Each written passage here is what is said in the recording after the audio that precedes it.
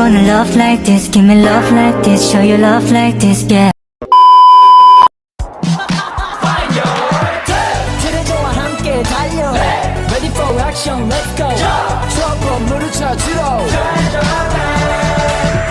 Berdasarkan data Kementerian Kesehatan Republik Indonesia tahun 2019, terdapat lebih dari 50.000 kasus infeksi HIV di Indonesia.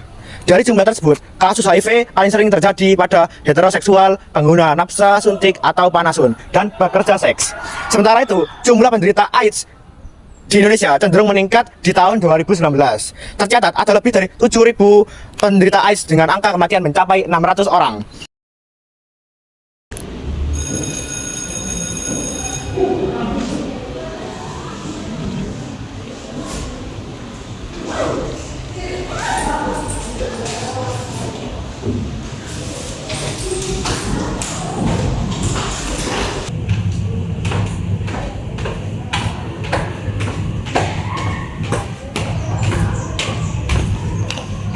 Mal, kan udah nggak ketemu.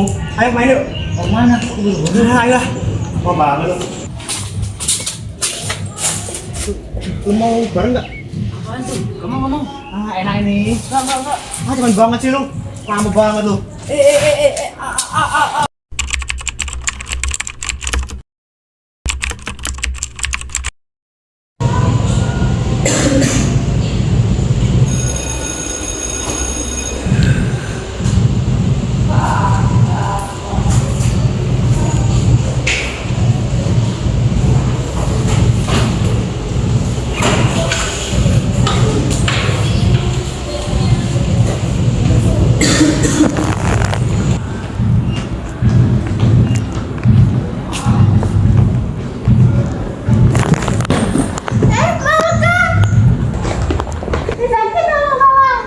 Loh, Malka, kamu kenapa Malka?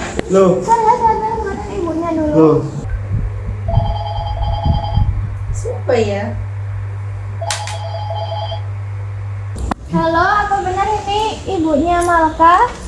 Iya benar Bu. Kenapa ya?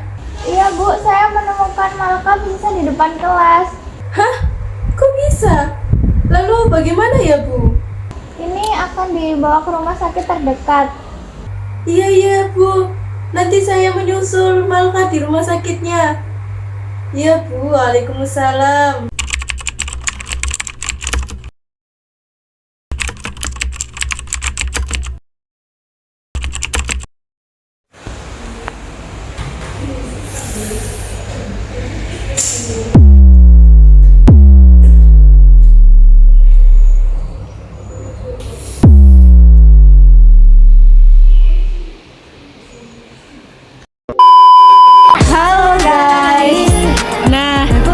Jadi video tadi berisi tentang mengenai penyebab dan cara penularan virus HIV.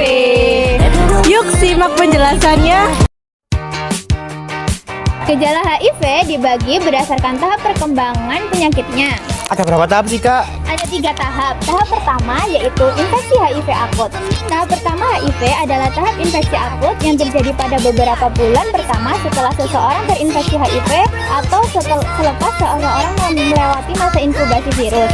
Gejala pada tahap ini muncul 2-4 minggu setelah infeksi terjadi. Penderita umumnya tidak menyadari telah terinfeksi HIV karena gejala yang muncul mirip dengan gejala penyakit flu, serta dapat hilang dan kambuh kembali. Gejala tahap infeksi akut bisa ringan hingga berat dan dapat berlangsung hingga beberapa hari hingga beberapa minggu. Gejalanya meliputi yang pertama, sakit kepala, yang kedua, sakit tenggorokan dan sariawan, yang ketiga, sakit perut, yang keempat, demam hingga menggigil, yang kelima, muncul ruam di kulit, yang keenam, muntah, yang ketujuh, nyeri pada sendi dan otot.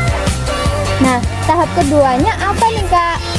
Tahap keduanya adalah infeksi HIV kronis atau masa laten. Infeksi tahap laten bisa berlangsung sampai beberapa tahun atau dekade. Pada tahap ini, virus HIV tetap aktif merusak daya tahan tubuh, tetapi berkembang biak dalam jumlah yang lebih sedikit. Gejala infeksi HIV pada tahap laten bervariasi. Beberapa penderita bahkan tidak merasakan gejala apapun pada tahap ini. Namun, sebagian lainnya mengalami sejumlah gejala berikut. Yang pertama, berat badan menurun. Yang kedua, berkeringat di malam hari. Yang ketiga, batuk. Dan yang keempat adalah diare. Dan yang terakhir 5 adalah mual dan muntah. Nah, tahap ketiganya yaitu AIDS. Infeksi tahap laten yang terlambat ditangani akan membuat HIV makin berkembang. Kondisi ini membuat infeksi HIV masuki tahap ketiga, yaitu AIDS. Pada tahap ini, sistem kekebalan tubuh sudah rusak parah sehingga penderita akan lebih mudah terserang infeksi lain. Nah, gejalanya itu apa aja sih? Gejala AIDS meliputi yang pertama, berat badan turun tanpa diketahui sebabnya. Yang kedua, berkeringat di malam hari. Yang ketiga, bercak putih di lidah, mulut, kelamin, dan anus. Yang keempat, bintik ungu di kulit yang tidak bisa hilang. Yang kelima, demam yang tidak berlangsung lebih dari 10 hari.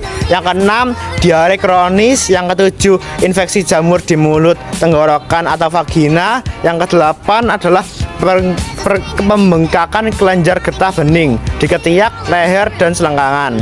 Yang kesembilan adalah gangguan saraf seperti sulit berkonsentrasi, lupa ingatan, dan kebingungan. Yang ke-10 adalah mudah memar atau berdarah. Yang ke-11, tubuh merasa mudah lelah.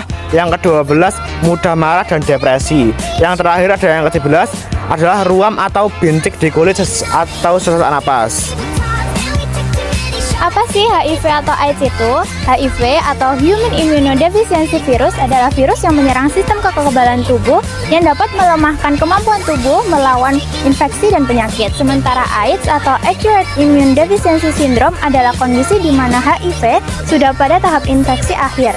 Ketika seseorang sudah mengalami AIDS, tubuh tidak lagi memiliki kemampuan untuk melawan infeksi yang ditimbulkan. Penularan HIV terjadi saat cairan tubuh penderita, bisa darah, sperma, atau cairan vagina masuk ke dalam tubuh orang lain. Hal ini dapat terjadi melalui berbagai cara, yaitu hubungan seks, penggunaan jarum suntik, dan transfusi darah. Selain melalui berbagai cara di atas, HIV juga bisa menular dari ibu hamil ke janin yang dikandungnya. Virus HIV juga dapat menular pada proses melahirkan atau melalui air susu ibu saat proses menyusui. Perlu diketahui, HIV tidak menyebar melalui kontak kulit, seperti berjabat tangan atau berpelukan dengan penderita. Penularan juga tidak terjadi melalui ludah, ciuman, gigitan, atau berbagai alat makan, kecuali bila penderita mengalami sariawan atau gusi berdarah atau memiliki luka terbuka di mulut. Sampai saat ini, belum ada vaksin yang dapat mencegah infeksi HIV. Namun, penularan HIV dapat dicegah dengan konsep ABCD, yakni A. Abstinence. Bagi yang belum menikah, tidak melakukan hubungan seks di luar nikah adalah langkah yang paling tepat untuk menghindari paparan HIV. B. Be faithful. Bersikaplah paling setia kepada satu pasangan seks. C. Kondom. Gunakan kondom yang baru tiap berhubungan seks. D. Drug no. Menghindari penggunaan narkoba. E. Education. Pemberian informasi yang benar mengenai HIV, cara penularan, pencegahan, dan pengobatannya. Diagnosis. Untuk mendeteksi apakah seorang terinfeksi HIV, dokter akan melakukan tes HIV. Screening dilakukan dengan mengambil sampel darah, urin pasien untuk diteliti di laboratorium. Jenis screening untuk mendeteksi HIV adalah tes antibodi, tes kombinasi antigen antibodi, tes asam nukleat atau nucleic acid test atau NAT. Dan bila hasil screening menunjukkan pasien terinfeksi HIV positif, maka pasien perlu menjalani tes lebih lanjut. Selain untuk memastikan hasil screening, tes tersebut bertujuan untuk membantu dokter mengetahui tahap infeksi yang diderita pasien dan menentukan metode pengobatan yang tepat. Sama seperti screening, tes ini dilakukan dengan mengambil sampel darah pasien untuk diteliti di laboratorium. Beberapa tes tersebut antara lain hitung sel CD4, kemudian pemeriksaan viral load atau HIV RNA, kemudian tes resistensi obat, dan lain-lain. Halo guys, nah tadi itu adalah video edukasi dari kelompok 7 mengenai virus HIV. Terima kasih sudah menonton video kami. Maaf jika ada salah kata. Wassalamualaikum warahmatullahi wabarakatuh.